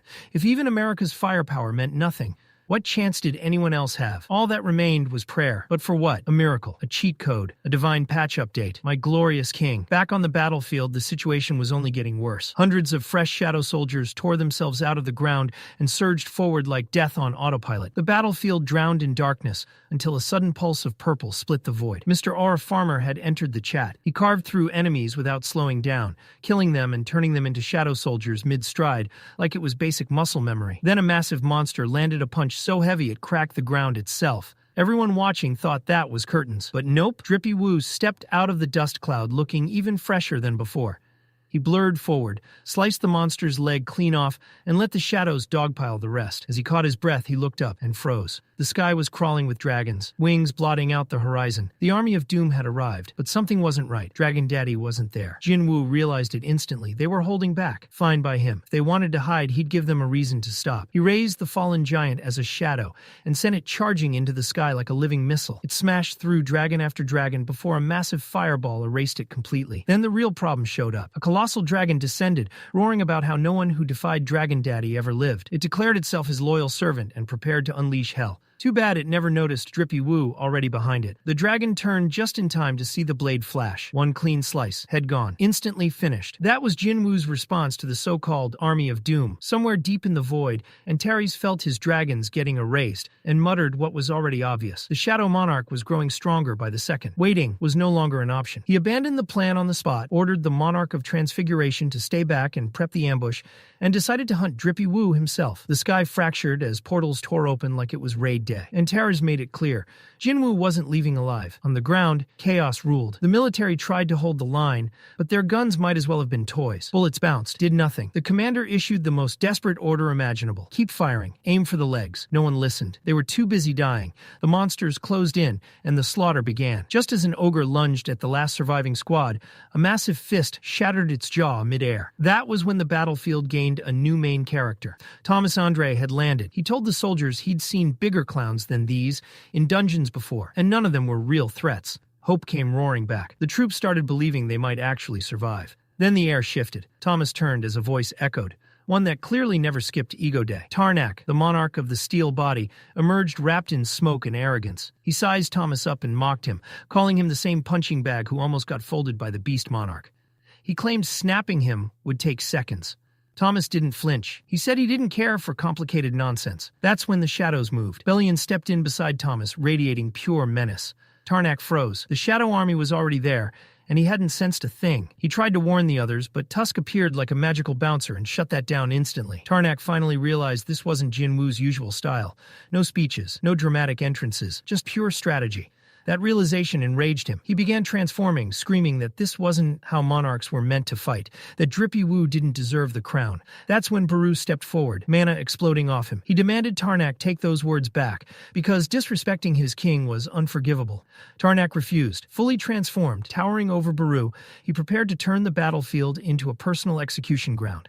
The real clash was about to begin. Cut away. My glorious king now stood face to face with Dragon Daddy himself, the Monarch of Destruction. Antares was already irritated that he couldn't reach the Monarch of Steel and started spiraling, suspecting Mr. Aura Farmer was pulling strings behind the scenes. Without warning, the dragon lunged, throwing everything into a killing blow. Jinwoo barely dodged, and the ground where he'd stood disintegrated into nothing. When the smoke cleared, there he was, floating calmly like the final boss he was always meant to be. Jinwoo called his army, but instead of skeletons rising, the sky answered. Shadow dragons rained down like an airstrike, descending to crush Antares under sheer domination. Meanwhile, over in China, Lu Zhigang was casually mopping up giants like it was routine cleanup duty. One giant gets clapped, and Lu Zhigang mutters that giants only matter when it's waterworld levels of flooding. Then his sixth sense detonates like a migraine. The entire country is shaking with mana. Hunters everywhere are fighting for their lives. Cities are burning. And this man is just standing in the middle of the street like he's waiting for a bus. Back at the real mess, a massive explosion tears through the battlefield, and shadows scatter like confetti. Antares starts roasting Jinwoo again, talking reckless like this is a diss track instead of a war. He calls the summoned army trash and mocks him for sending the real fighters somewhere else. But then he notices something off. Jinwoo is already slipping away through a portal, and like a petty ex who can't let it go, Antares chases without thinking, straight into the trap. On the other side, the full Shadow army is waiting exactly where they're supposed to be. Antares turns, and reality slams him in the face. Tarnak is already done, half his body missing, and Beru is casually sitting on him like a throne. The monarch of the steel body is finished. Then Yogamont appears, smug as ever, standing atop a ruined building, with the sky ripped open behind him, gates stacked like cheat codes. Antares flexes, convinced he just won. Dragons pour out in waves, and he starts gloating, calling Jinwoo's move a fatal mistake. But my glorious king doesn't react. Instead, he recalls every single summon. Antares pauses, confused. The dragons rush in, thinking it's over. That's when Jinwoo activates the Kamish runestone. A soul roar erupts, so violent it paralyzes reality itself. Dragons drop midair like NPCs after a bad patch. Even Yogamont crumples. In that frozen moment, Jinwoo teleports straight to Antares, grabs him, whispers something cold and final, and Shadow switches them both out. Antares finally understands. This was never a fight. It was a setup from the beginning. Cut to a remote island where my glorious king and the Shadow army are already waiting. Drippy-Woo dragged Antares to the farthest point from his army, a one-way trip to hell. Antares looks around, confused, asking where they are. Jinwoo answers flatly, the opposite side of the world from your army. Antares processes it, and admits that in a real war, Jinwoo would run out of mana eventually. So isolating him like this was actually smart. Then he points at the castle and laughs, asking if that sad little structure is his base. Jinwoo confirms it is. Antares mocks it, saying it lacks final boss energy. Jinwoo corrects him. It's your grave. He summons his weapon and prepares. Antares begins transforming, saying this fight now depends on whether he can survive long enough for backup to arrive. A colossal dragon stands before Jinwoo and his army. Elsewhere, Lady Selner stares out a window as dragons turn the world into a disaster film. David stands behind her, explaining that all mana types are going feral across the region. He admits he didn't think Drippy-Woo was telling the truth. Then he asks the only question left. What now? Selner answers calmly. He's not the only hunter. The scene cuts to Thomas Andre mid-rampage, crushing demons like they owe him money. Selner explains that hunters worldwide joined the fight, from E rank to S rank, but reality is cruel. E ranks are just humans with seasoning. D and C ranks barely last. Even S ranks, who can slaughter thousands, still fall eventually. They fade like dying stars. But when enough stars fall, their trails still form constellations. And those constellations give people hope. Back in Korea, someone tells Woo Jin-chul that Drippy-Woo succeeded and baited Antares to an island near Japan. Woo remembers Jinwoo once mentioning an island soaked in leftover mana from a collapsed giant gate. Now he realizes Jinwoo may have been hiding there all along for this exact moment. Someone suggests sending hunters as backup. Woo stares at him like he just said something criminally stupid. All the S ranks are in the US. Who are we sending? The man jokes about E ranks. Woo shuts him down instantly. If you knew Jinwoo started as an E rank, you'd know even an E rank can be a hero. Cut back to the island. My glorious king is throwing hands with Dragon Daddy on land that absolutely did not sign up for this. Jinwoo flies at full speed on Kaisel, while Antares charges a fireball big enough to erase geography. Before he can even fire it, a shadow clamps his mouth shut. The camera pans. Bellion. He ditched swordplay, turned his blade into a whip, and is keeping Dragon Daddy gagged. That's the signal. Shadow giants pile on, dogpiling the dragon. Tusk joins in, dropping a spell so heavy the island itself flinches. Antares roars. Half a second later, Beru and Greed blitz him, smashing straight into his jaw and slamming him into the ground. Igris finally stops holding back, lightning exploding off his blade. The battlefield goes from bad to completely cooked as Dragon Daddy gets electrocuted hard enough to see his own origin story. Up in the air, Jinwoo watches the squad cook with pure proud dad energy, thinking, yeah, this is actually going smooth. And that's when Dragon Daddy smiles. Not a nervous smile. Oh, you thought this was going well smile. He laughs and says, So you like fighting with numbers? Watch this. Then he unleashes Dragon Fear. The roar isn't just loud, it's conceptual. The Shadow Army starts dissolving mid-existence, melting like bargain bin candles. Jinwoo feels it instantly and pulls the plug before everyone gets deleted. No regroup, no pause, because the second the summons vanish, Dragon Daddy is already in his face.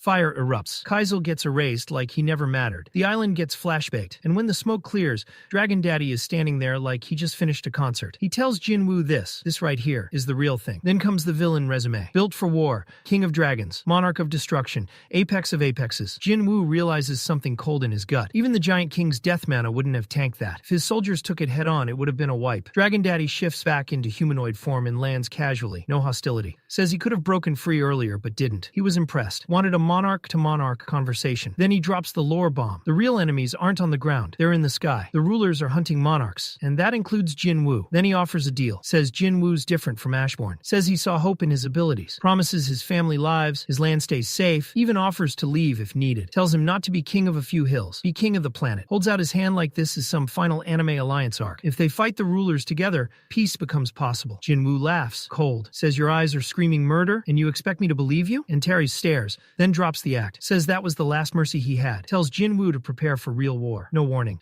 He lunges, his arm morphs into a massive claw, but Jinwoo hops back and summons Kaizul. Dragon Daddy goes full lizard mode and floods the air with fire, but Jinwoo and Kaizul dodge like it's an unread message. Jinwoo orders a low dive, launches himself midair, blade aimed straight for the throat. Clean strike. Perfect landing. 0 damage. Not a scratch. Dragon Daddy smirks. You thought that hurt? Jinwoo tells Kaizul to retreat, but Dragon Fear hits again. Kaizul freezes. Acting on pure instinct, Kaizul whips Jinwoo away with his tail and takes the blast himself. Jinwoo lands, looks up just in time to see Kaizul get cooked. The explosion slams him into the dirt, flames everywhere. Dragon Daddy mutters like a bored therapist, you won't die from that, probably. Then chaos. A blur slices through smoke. Jinwoo lands on Dragon Daddy's neck and stabs down. Nothing. The scales laugh it off. Jinwoo senses it and dips just in time, summoning everything. Shadows explode out like bottled hatred. 3 massive shadow dragons pin Antares while fire rains down. But even that isn't enough. Jinwoo watches, irritated. Ancient dragons can't scratch him. Normal moves won't work. He mutters, I need the kind of strength that makes mountains cry. The darkness answers. Mana surges, swallowing him whole.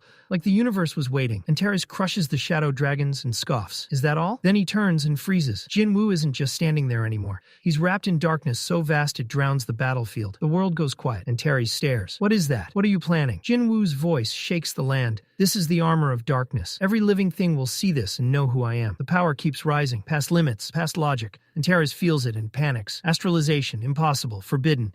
And yet here it is. Jinwoo took what belonged to gods and claimed it. Antares finally understands. This is why Ashbourne chose him, a man who lived one breath from death and came back stronger every time. If he doesn't end this now, the world burns. So Antares charges everything. Flames swell, mana detonates, and the Monarch of Destruction prepares his final, desperate all-in. He unleashed everything he had in one last all-or-nothing blast. But Mr. Aura Farmer didn't even blink. He calmly lifted a single hand and fired back a counter like he was swatting a fly. The attack split the flames clean in half and slammed straight into Dragon Daddy's chest, ripping a scream out of him like he just lost a ranked match. Still, he wasn't finished. What followed was pure chaos. 2 absolute monsters throwing hands. After that first impact, silence crashed down, heavy and suffocating, the kind that tells you something catastrophic is about to happen. Then they collided again, and the earth tore itself apart. Dragon Daddy grew to his full height and swung that massive claw, but my glorious king answered with a punch so violent the sky itself recoiled. Dragon Daddy clamped down hard, teeth sinking into Mr. Aura Farmer's side,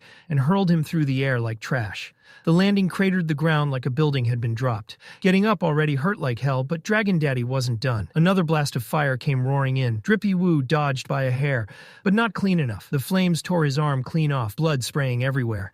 Kane screamed, but Drippy Woo didn't slow down. Half-cooked and bleeding, he charged straight back in. Dragon Daddy tried to burn him again, but Drippy Woo sliced through the fire and the dragon in one clean motion. That pissed him off. Dragon Daddy whipped him away with his tail and shot up into the sky to reset. And that's when things got ugly. The Monarch of Destruction started charging something apocalyptic.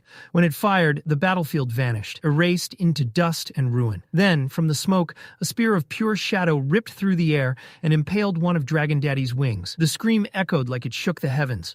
More shadow attacks followed, each one screaming for an ending. Dragon Daddy snapped, igniting the sky to burn them away, and they clashed again. Fists, blades, fire, and rage smashed smashing together nonstop. My glorious king held his ground until a brutal hit finally shattered the shadow armor. Massive chunks fell away, darkness peeling off like broken armor. When the smoke cleared, Jinwoo stood there, barely holding together, soul screaming but legs still locked in place. Dragon Daddy landed nearby, watching him like prey, impressed and irritated. "That kind of power will eat you alive," he said, dropping back into his humanoid form.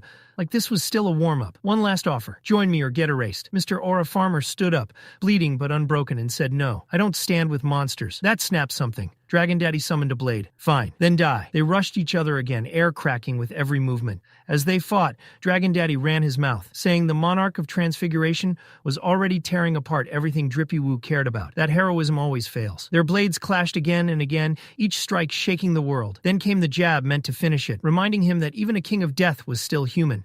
And humans fear dying. The blade slipped through, straight into Jinwoo's gut. Blood poured. Dragon Daddy leaned close, smug. "Now you feel it. Ashbourne's curse whispering through you." He thought it was over. He was wrong. Jinwoo kicked him so hard he staggered back for the first time. Distance opened again. Dragon Daddy walked forward calmly, like time meant nothing. "This is war," he said. "Those screams in your head? That's the world breaking. Let it crush you." He pressed the blade to Jinwoo's shoulder, cold and cruel. "Regret every second you resisted me." But Jinwoo didn't flinch. Calm, dead-eyed, he stared him down. I should be saying that. His blade shimmered into existence behind Dragon Daddy and shot forward, forcing the Monarch's attention just long enough for Jinwoo to reposition. The strike bounced off that cursed barrier. Dragon Daddy laughed, looking down on him. "You thought a dragon's fang could wound the king of dragons?" He kept talking like he was hosting a TED Talk in hell, about flame born of darkness clashing with darkness born of light, until he finally said, "This ends now." Jinwoo wasn't listening. He'd already seen the ending. Dragon Daddy sensed it, brow twitching. "So you've accepted this as pointless?" No answer. Jinwoo moved, straight at him. No fear, no hesitation. Dragon Daddy boasted one last time, promising his army would come, that he'd carry Jinwoo's severed head as a warning. Didn't matter. As the first light of morning broke over the battlefield, my glorious king whispered, just loud enough, the sun cast longer shadows. And that's when Dragon Daddy finally realized he was cooked. The shadows around him weren't normal anymore. They weren't just stretched by the sunrise. They were solid, standing, alive. A full shadow army had risen and locked him in place. Dragon Daddy lost it, screaming in demon tongue, raging against the sky, but it was already over. Jinwoo raised the blade his father left behind and let Ashbourne flood through him completely. The Dark Monarch stood within his body, and together they weren't human, weren't shadow. They were judgment itself. A younger Jinwoo moved inside that power, like a living memory, and then the slash came down clean, cutting straight through the Monarch of Destruction. The massive beast staggered, fading, and Jinwoo looked at what remained and said calmly, almost curiously, "I wonder if you'll witness your own end." His father's dagger gleamed, having finally found its purpose. Another strike fell, and the sky itself cracked open like it couldn't handle what it was seeing. As realization hit him, Dragon Daddy's last words weren't rage. They were confusion. He muttered that this shouldn't be possible, that no gate like this could exist, that he'd felt no energy when he arrived. Then it clicked, piece by piece, too late. How? Is the ruler's army here? The air split apart, and an avalanche of soldiers from another world poured through. Dragon Daddy's voice turned bitter as he understood. "So this was your plan. You baited me. You blew open the space between realms to summon them. I thought you wanted a clean fight, but you were playing chess."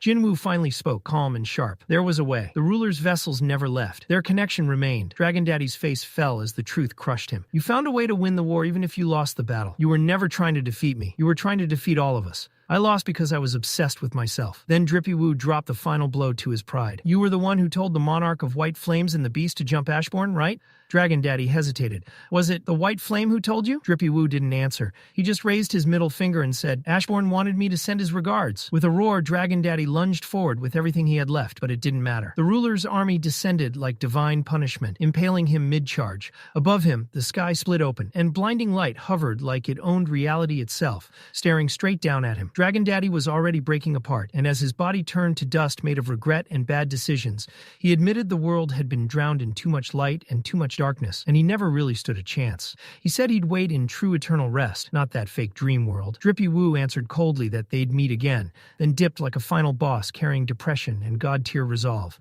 Mr. Aura Farmer stood there quietly, like he hadn't just ended a cosmic war. A glowing fragment descended and tried to be polite, thanking him for ending everything and admitting it didn't know how to repay him. My glorious king looked at it and said, "Yeah, actually, I need something big." The fragment said it would do anything it could, so Jinwoo casually asked to use the cup of reincarnation again. Every glowing shard in the sky went dead silent. The main fragment looked shaken. warning him that rolling back time would mean the Monarchs would remember everything and come back worse than before. Jinwoo didn't hesitate. That's exactly what he wanted. No interference, no retreats, just him versus every Monarch, solo. The fragment argued this was the best possible reality, that he was throwing it all away. Jinwoo gripped his father's blade and said he'd already lost too much, and he was done accepting it. He'd bring everyone back, even if it shattered time itself. The fragment warned him the cup had one use left, fail, and the universe gets no do-overs. It told him if he stopped now, he'd be remembered forever as the hero who saved everything. But if he went through with this, no one would ever remember what he did. Jinwoo closed his eyes and thought about his people, the ones who mattered, the ones fate stole. When he opened them again, his decision was final. He said he was going back. The fragment said his resolve felt just like Ashbourne's. Jinwoo nodded, then asked one last thing. What about his shadow squad? The ones that didn't exist back then? The fragment answered honestly. If they overlapped with the past, they'd disappear. If not, they'd remain. Jinwoo didn't blink. He said he was ready. The fragment summoned the battered, dying cup one last time and spoke softly. May your courage save the world. The entire damn sky erupted like someone hit the ultimate cheat code. A blinding wave of light cascaded across the planet,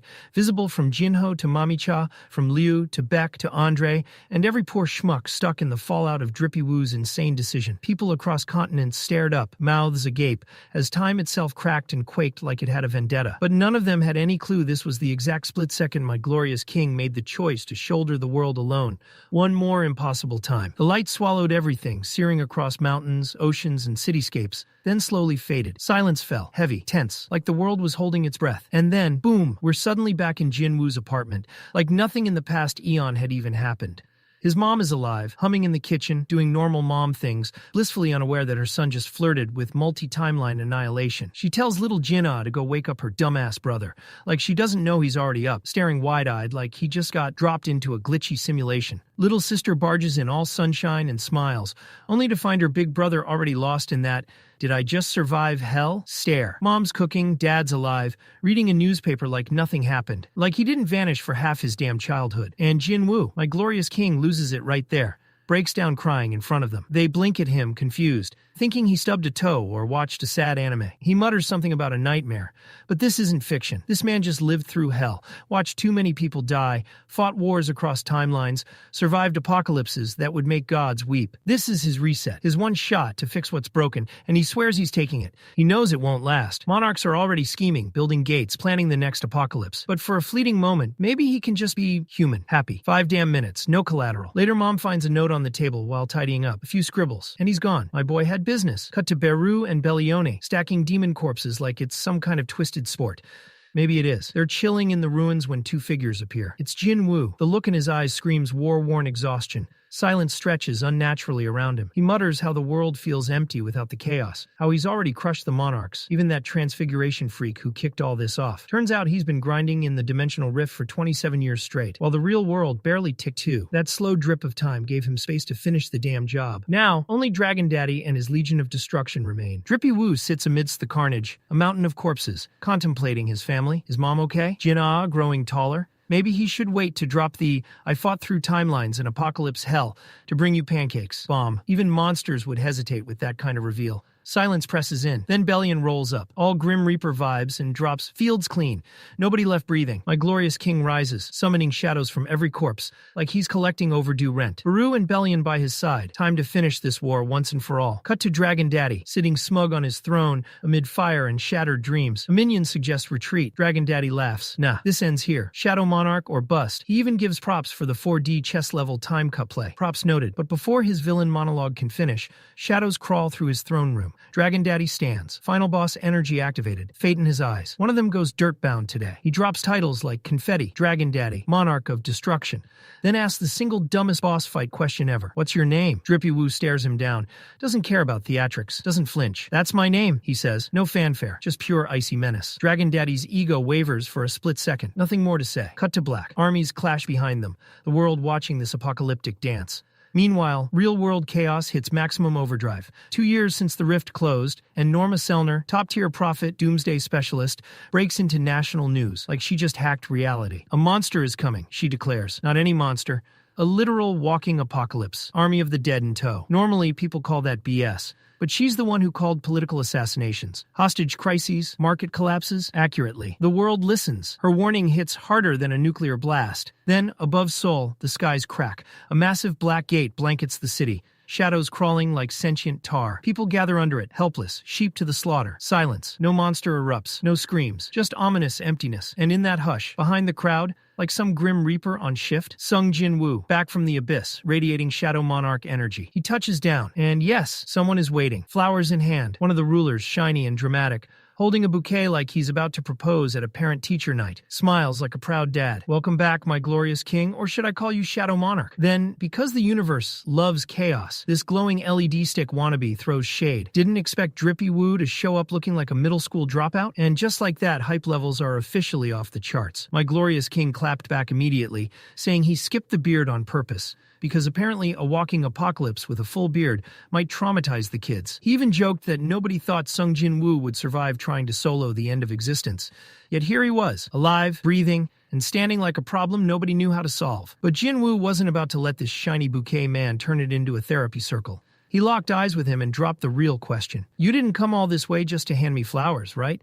What do the rulers actually want? The smile vanished, clean, gone. The ruler sighed and admitted, yeah, they needed to talk, and this wasn't going to be quick. Jinwoo already knew where this conversation was headed. Fast cut, and suddenly these two absolute cosmic entities are sitting in an ice cream shop, like they didn't just crawl out of a multiversal war zone. The fragment looks around, confused, and asks why here of all places. Jinwoo answers without missing a beat. After being trapped in empty nothingness for years, of course he wanted something sweet. Honestly, completely valid. Then my glorious king gets serious and asks for the real message. The ruler starts with that fake gratitude tone again. The kind people use right before asking for something insane. Jinwoo shuts it down instantly. Skip the thank you speech. Just tell me the problem. The ruler exhales and admits the chaos is over. For now. But the real issue isn't the monarchs anymore. It's Jinwoo himself. Having god-tier power in a world without mana is like parking a nuclear bomb in a daycare. The planet simply isn't built for this. Jinwoo stares at him like, yeah, no shit. He asks why he's being told something he already knows, that he's a walking cheat code, breaking the rules just by existing. That's when the ruler drops the twist. If you're willing, we want to move you to another world, one that won't collapse if you sneeze. My glorious king leans back, staring at him like he just suggested deleting his save file. Then he fires back, calm and deadly. Instead of dumping me in another world, how about we seal me away instead? Lock me up like some cursed artifact and call it a day. The ruler doesn't even hesitate, just nods.